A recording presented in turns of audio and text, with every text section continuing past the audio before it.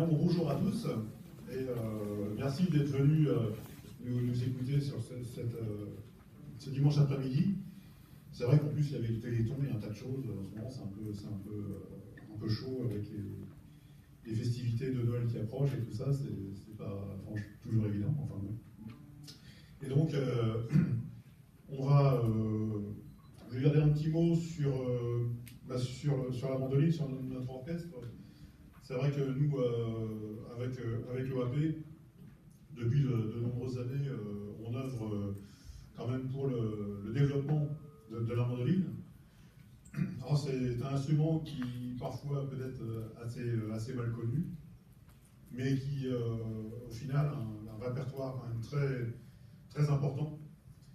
Ça va de la musique ancienne, de la musique baroque au classique, jusqu'à des musiques actuelles. Il y a quelques compositeurs contemporains qui s'y ont intéressés et qui développent également un répertoire pour cet instrument. Donc c'est un instrument qui est donc, assez polyvalent, qui peut s'épanouir dans tous les styles de musique.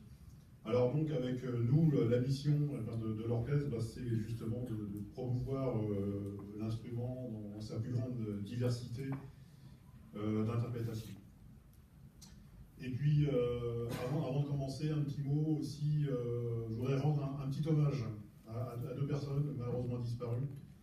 Il y a d'une part Sylvain D'Agasto, qui nous a quittés il y a presque tout juste un an, et qui a été directeur de l'orchestre pendant pas mal d'années.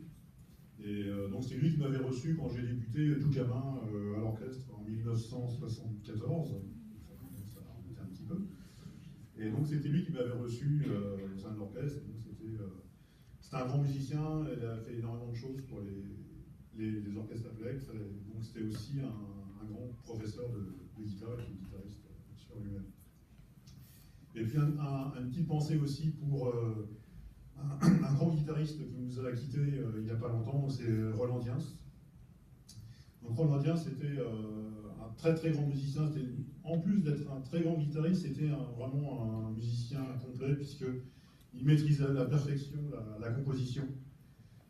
C'était un grand compositeur qui a écrit vraiment des belles pages pour la guitare. Et c'était en même temps un grand improvisateur, il maîtrisait l'improvisation, l'harmonie. Vraiment, c'était un musicien complet.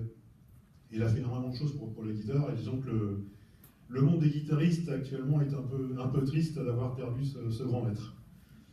Donc, eh bien, on va jouer un peu aussi en leur honneur ce soir. Et on va commencer avec une pièce très gaie, ça s'appelle Valse triste. C'est comme ça. Donc c'est une valse triste qui a été composée par Oscar Nedbal, et donc c'est un